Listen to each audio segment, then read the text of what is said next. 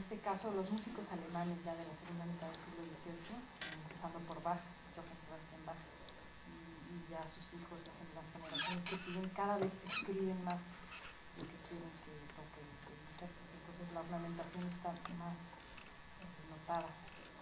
Y mientras te vas más atrás en el barroco, principios de, bueno, todo el XVII, principios del XVIII, hay todavía más que agregar a la música.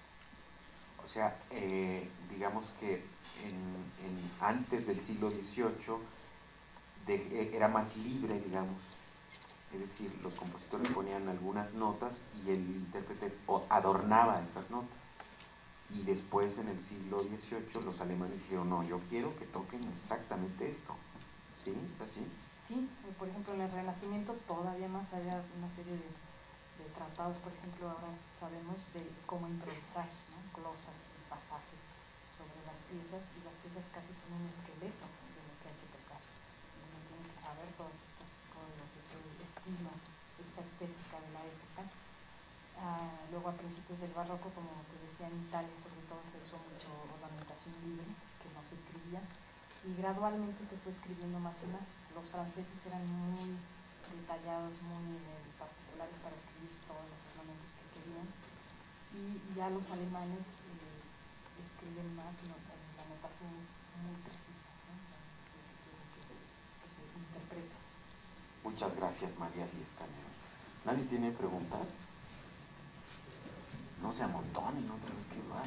Bueno, ya se animarán a preguntarnos. Estamos transmitiendo en vivo desde la sala Julián Carrillo de Radio Universidad a través del 96.1 de frecuencia modulada y a todo el mundo en donde hay computadoras por internet, www.unam.mx/Radio UNAM.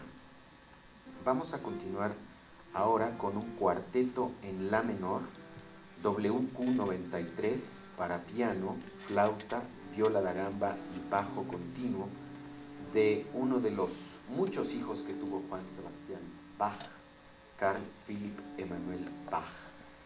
Este señor Bach nació en 1732 y murió en 1795.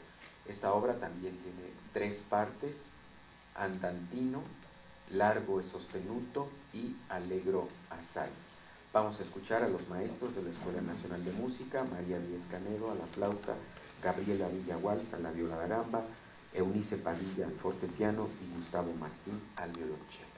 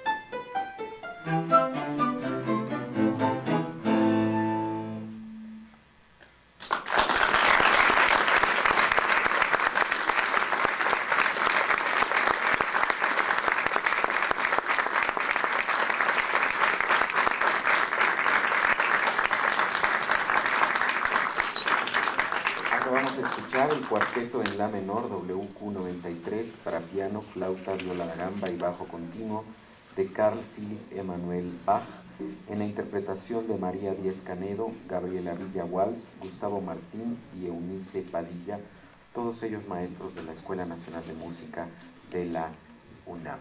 Ahora sí, ¿hay alguna pregunta? Nadie tiene preguntas. Qué barbaridad, me la voy a pasar preguntando yo. ¿No? ¿No? ¿Nadie se anima?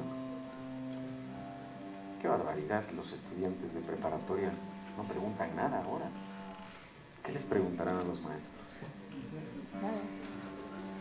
¿O ya lo saben todo? ¿Cómo? A ver, acércate.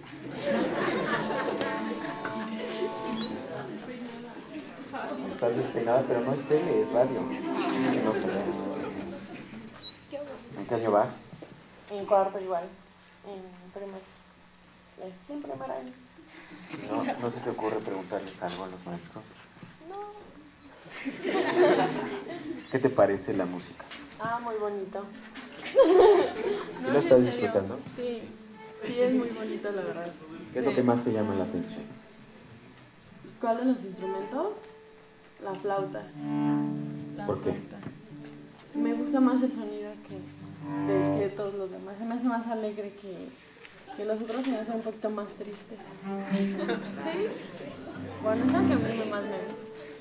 Oye, ¿ya te fijaste que la flauta es de color negro?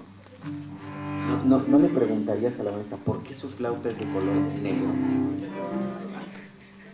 Sí, porque generalmente son un color plata, ¿no? Sí. ¿Por qué es negra? Ya primero es una pregunta.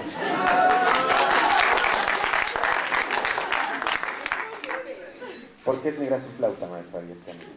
Bueno, yo toco flautas que son copias de instrumentos de la época barroca, y antes las flautas eran muy distintas a las que conocemos ahora. Eran de madera y no tenían llaves. Bueno, como ven, esta tiene una sola llave, y gradualmente se le fueron aumentando llaves. En la época clásica se le aumentaron 4, luego 6, en la época de Beethoven ya eran 8 llaves. Y a finales del siglo XIX, el músico flautista Böhm inventó el sistema de llaves, y gradualmente se empezó a usar el metal para la construcción de la flauta. Y esto hizo que el instrumento tuviera más potencia y más homogeneidad en el sonido y en la afinación. Esta flauta por un lado tiene otras cualidades, es más flexible, el sonido de la madera es más cálido que el del metal, y la afinación también es más variable y más flexible, ¿no? En esa época tenían también distintas afinaciones, y eso obedece también a la construcción de los instrumentos. ¿Esta flauta es copia de alguna flauta característica de esa época? Sí, esta flauta es copia de Grenzer, que fue un constructor muy famoso en la época, precisamente a mediados del siglo XVIII. Trabajaba en Alemania, o sea que es muy probable que esta música se usara precisamente este tipo de flauta, Grenzer. Y es de ébano, es de madera de ébano, por eso es negra. Todavía no contestaba la pregunta. Se hacían de otras maderas. Tengo otra flauta que es prácticamente amarilla, que es de madera de boj, que también se usa mucho. Entiendo, no estoy seguro, pero el rey Federico II tocaba flauta. Entonces probablemente tocaba una flauta como esta. Sí, el rey era flautista, dicen que muy bueno. Y su maestro era Johann Joachim Quantz, que fue también un gran compositor. Escribió un método de cómo tocar la flauta. Y probablemente tenía flautas como estas, pero también tendría la flauta Quantz, que es un poco más gruesa, tiene 2 llaves. Quantz se supone que fue el inventor de la segunda llave, con la nota más grave. Gracias, María Díez. La maestra Villa levantó la mano y va a preguntar algo seguramente, o va a afirmar algo. Quería comentar nada más que Federico, sobreviven las flautas de Federico de Prusia, están en un museo y son de marfil, no pueden ser de madera, y entonces son una super elegancia de flautas. ¿No sonarían un poco extraño? El marfil, curiosamente, suena maravilloso. Ahora hay muy pocas flautas de marfil, entre otras cosas porque está prohibida. Pobres elefantitos. Sí, pero como es un material que respira y vive, es muy bonito el sonido. Como si uno silbara. Exactamente. Maestra Villa, creció la viola la gamba. Este instrumento se llama viola da gamba, ¿verdad? ¿Nos puede contar algo de su instrumento? Es una viola, el nombre quiere decir viola de pierna, pero en italiano, gamba quiere decir pierna, entonces es para distinguirla de la viola de brazo, que es la pariente del cello y del violín, que se toca en el hombro, seguramente han visto en las orquestas. Y entonces esta era la viola de pierna. Tiene un desarrollo completamente independiente a la familia del violín, tiene su propia familia, como ya vieron, existe la viola más chiquita, que es la otra que toqué, la viola tiple, y esta es una viola bajo. Todas las violas da gamba, o prácticamente todas las violas da gamba, tienen 6 cuerdas. Las francesas, que son bajos, les agregaban una cuerda más. Se afinan por cuartas y una tercera. Y tienen trastes. Aquí pueden ver estos rayitas, son trastes. Como en la guitarra, ¿verdad? Exactamente, porque es un pariente de la guitarra. Tienen un ancestro común que era la vihuela, y luego se diferenció en la vihuela de arco, que es este instrumento, y la vihuela de mano. Entonces siguió con la misma tradición de tener las cuerdas, los trastes para tener un sonido un poco más claro, y se usó desde finales del siglo XV, que es cuando se inventó, hasta finales del siglo XVIII. Carl Philipp Emanuel Bach todavía compuso algunas sonatas para viola da gamba, aunque ya compositores contemporáneos a él como Mozart y Haydn ya no tenían ningún interés en el instrumento, hasta que resurgió el interés en el siglo XX. ¿Quiénes fueron los que se les ocurrió revivir estos instrumentos? Los Dolmetsch en Inglaterra fueron de los primeros, y Benzinger, un suizo, que ya murió, pero él fue uno de los primeros que empezaron a estudiar el instrumento y a tratar de entender cómo podía sonar, porque al principio todo el mundo intentó tocarlo como cello, porque se parece al cello, pero obviamente el instrumento es completamente distinto, bueno, no completamente, pero sí es distinto, tiene su propia técnica, su propio sonido y su propio repertorio. Hay algún repertorio que coincide con el cello, pero otro que es muy específico y que además es básicamente imposible hacerlo con el cello. Lo más curioso de la viola es que si comparamos la técnica con el cello, se toma el arco al revés. El cello se toma, todos los miembros de la familia del violín se toman el arco se toma con la palma de la mano hacia abajo, y en cambio todas las violas da gamba se tocan con el arco al revés, con la palma de la mano hacia arriba, y eso hace que la técnica sea completamente al revés. Bueno, vamos a continuar entonces ¿No tienes preguntas? Joven. Acérquese, por favor, en lo que llega la otra persona. Bueno, solo quería saber por qué el nombre de forte piano, o sea, ¿qué de especial tiene ese piano que no tengan nosotros? Muy buena pregunta, ¿verdad? Forte piano, es que es forte. A ver, Eunice, por favor, ¿nos puedes explicar qué es una forte piano? Es una muy buena pregunta, y la respuesta creo que en realidad es muy sencilla. Simplemente a este instrumento se le llama fortepiano para diferenciarlo del otro que se llama pianoforte, y por eso le decimos piano.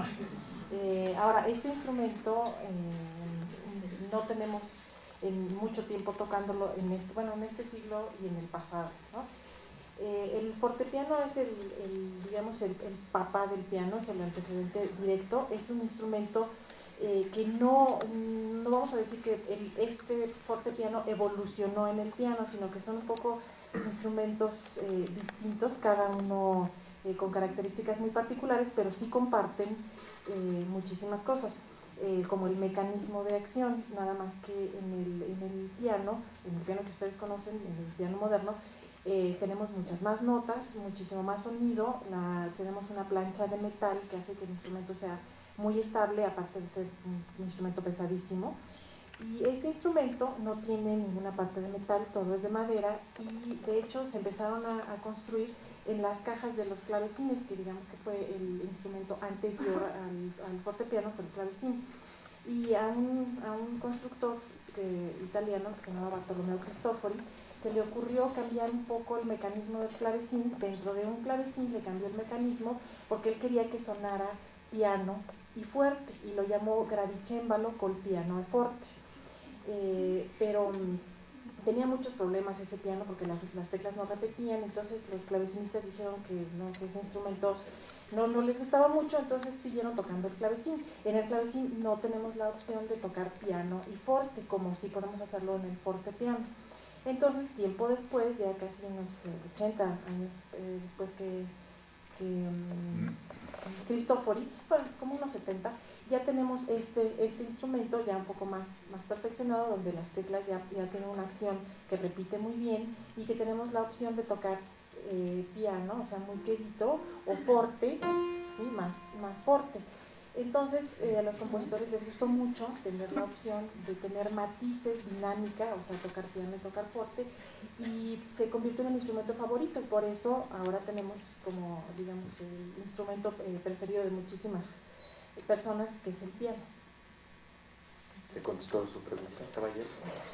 Muchas gracias. A ver, ¿quién era la otra persona? Acá está. Yo quiero preguntar cuál fue la iniciativa que ustedes tomaron para tocar toda esta música que no es muy común, o sea, porque es música antigua. ¿Quién más? La maestra. La vocera oficial.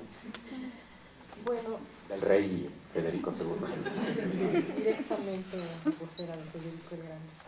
Bueno, en realidad nosotros empezamos a estudiar instrumentos antiguos, bueno, en particular Gaby y yo. Empezamos con la flauta de pico, cuyo repertorio es principalmente la música del Renacimiento y del Barroco.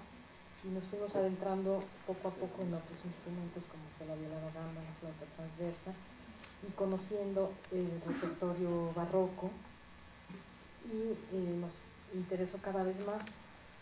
Eunice, por ejemplo, empezó con el piano y después ya trajo el clavecín, hizo carrera de pianista y después de clavecinista, y también se fue metiendo cada vez más en el repertorio barroco, y bueno, en este caso ya Galant o un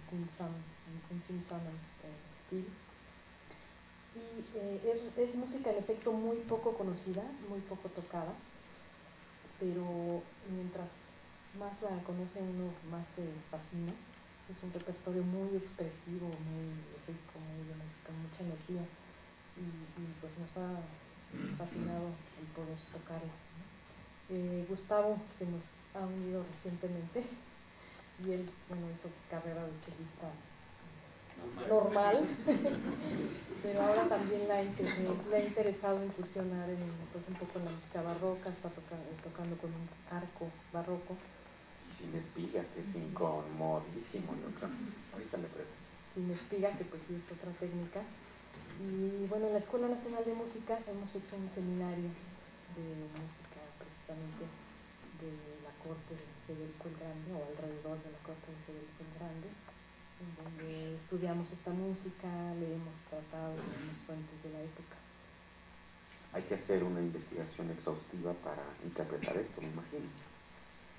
Pues es cuestión de, yo creo que ya de estudio de toda la vida, ¿no? Nosotros llevamos ya muchos años dedicándonos a la música barroca, y sí se requiere de una especialidad de conocimiento de toda la articulación, el fraseo, el sonido, la ornamentación, y pues es a través de los años que nos hemos especializado en este repertorio.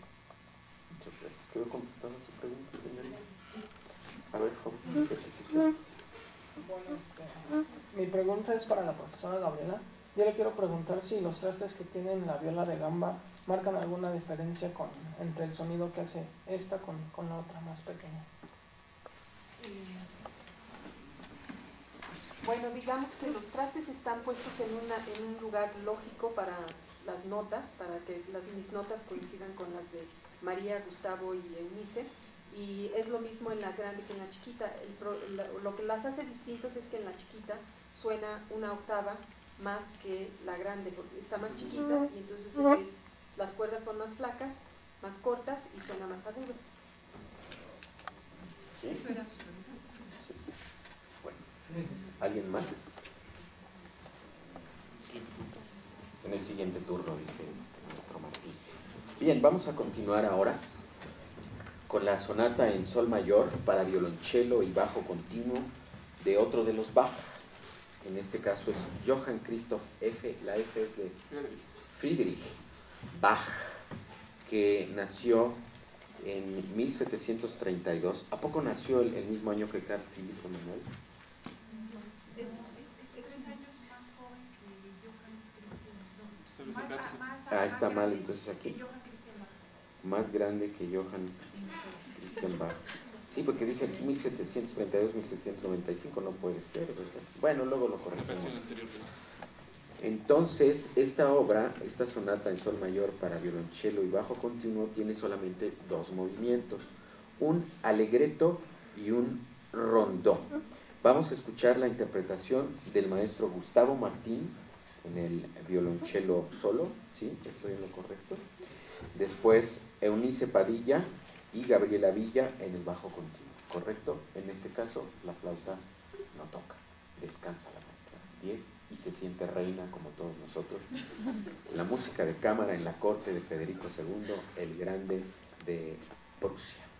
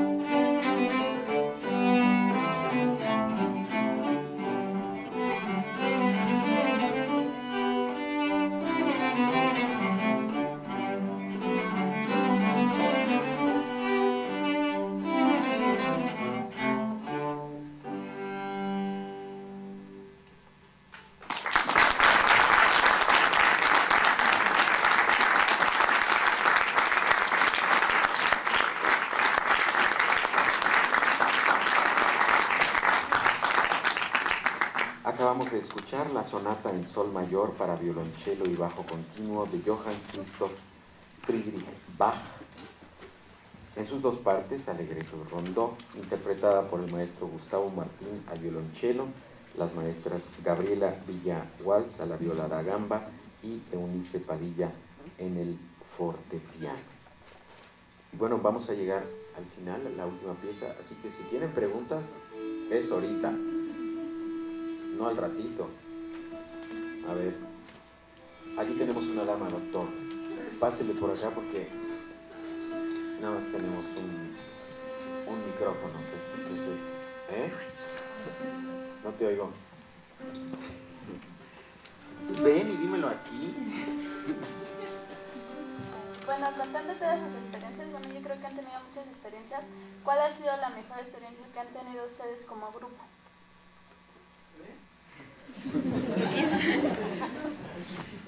Estar aquí en Radio Universidad.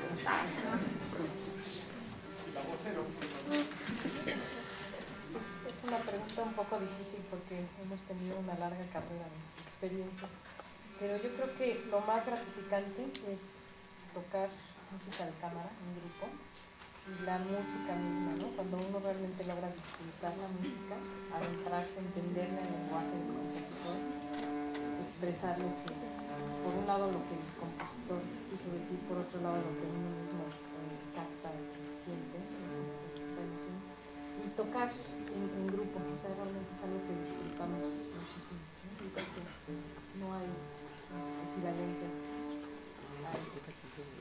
¿Está contestada su pregunta? Sí, gracias. ¿Quién más, señor? Acérquese, por favor. Pues la pregunta que yo les hago es, por lo que respecta a la música, no me cabe la menor duda de los genios que establecieron esta música. Pero ¿cómo le fue al rey, más que como flautista, como rey, que no ha trascendido como rey, como ha trascendido su música? Sería esa una de las preguntas que yo le haría.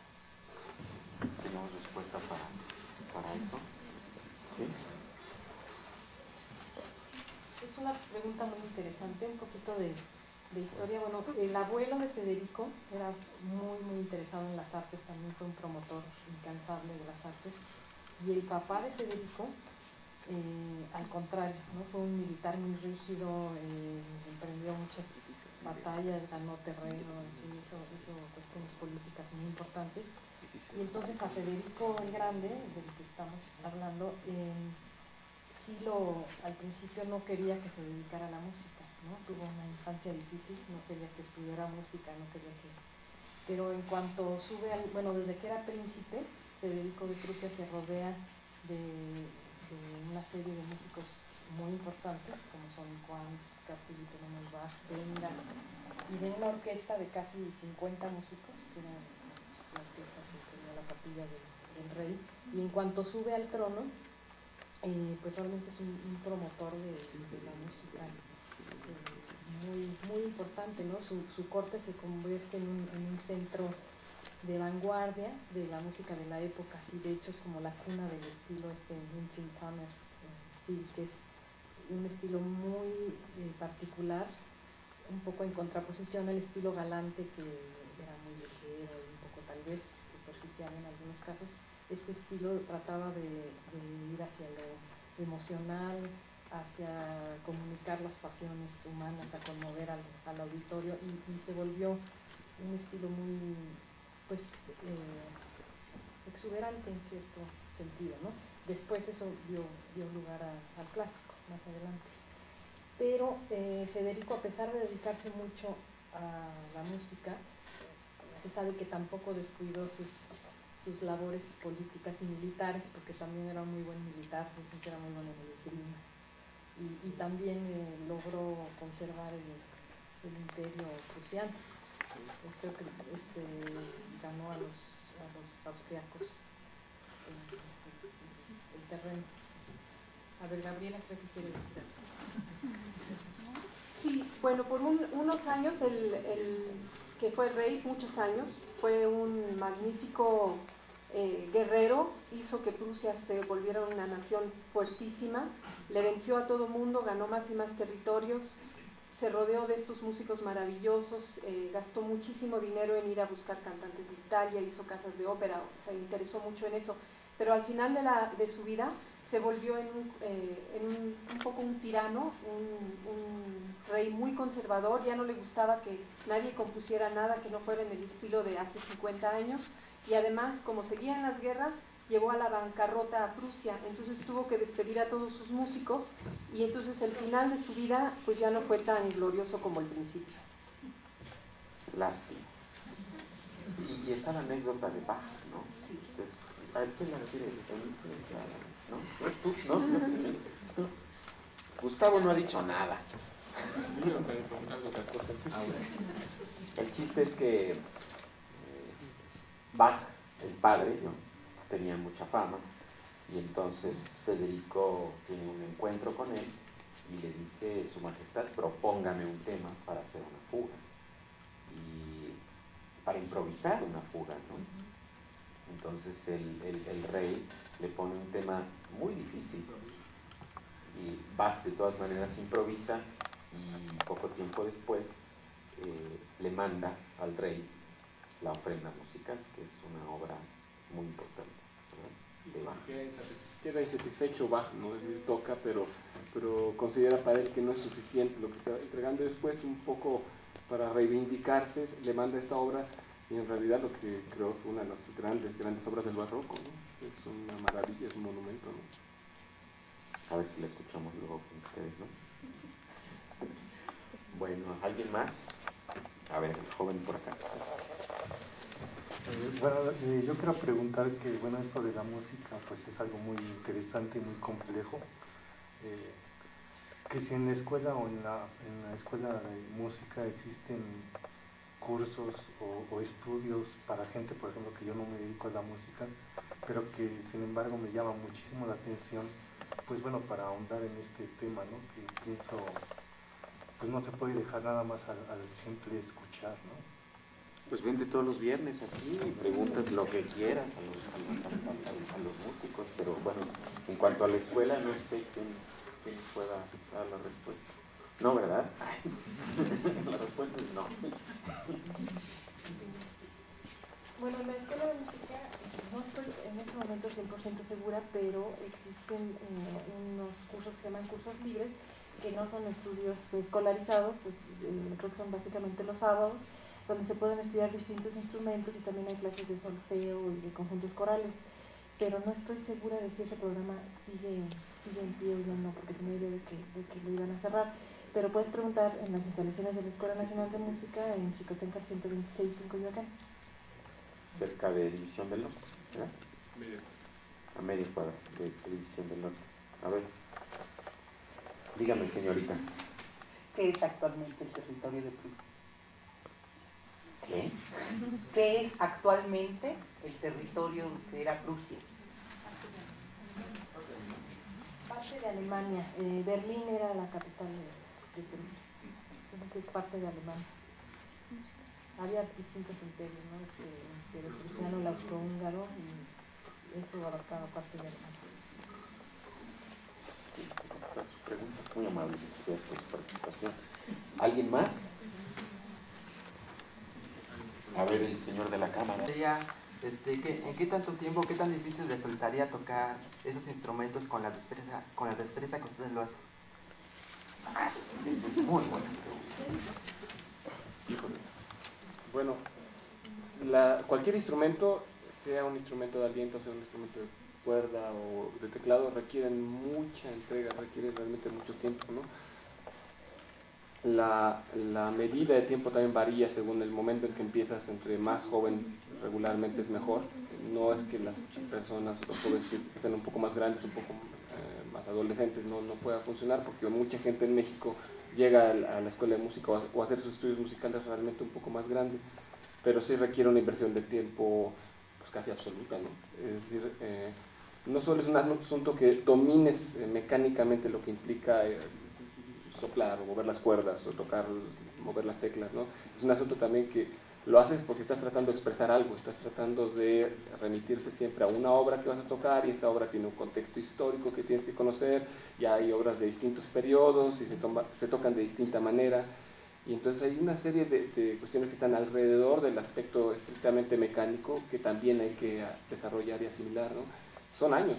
La carrera simplemente son mínimo 7 años, 3 años de ciclo propedéutico y 4 años de licenciatura, y realmente casi nadie lo hace en ese tiempo, casi todo el mundo se tarda más, ¿no? En tu caso particular, ¿cuántos años tienes tocando violonchelo? 17 años. ¿Cuánto? Y más o menos, en promedio, diario, ¿cuánto hay que estudiar? Ya van a sacar mis intimidades aquí, ¿verdad?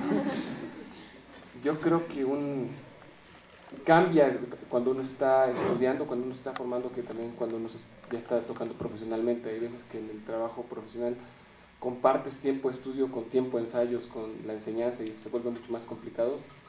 Pero de entrada hay que estudiar diario.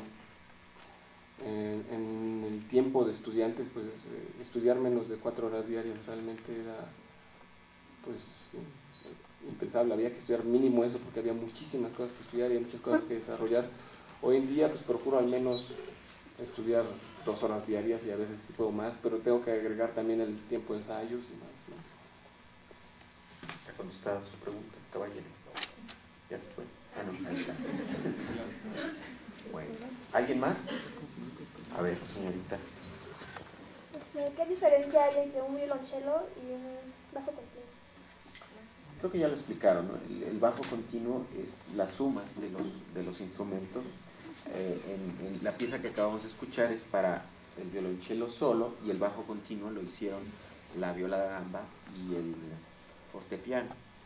Y bueno, la diferencia es notoria en muchos sentidos. Por el radio no lo pueden ver, pero el violonchelo no tiene trastes, por ejemplo, y la viola da gamba sí. El violonchelo solamente tiene 4 cuerdas, mientras que la viola da gamba tiene 6 o 7 cuerdas. Tiene 3 partes: allegretto, adagio y presto. Escucharemos la interpretación de la flautista María Díez Canedo, la violista da gamba Gabriela Villa Walsh, el violonchelista Gustavo Martín y la fortepianista Eunice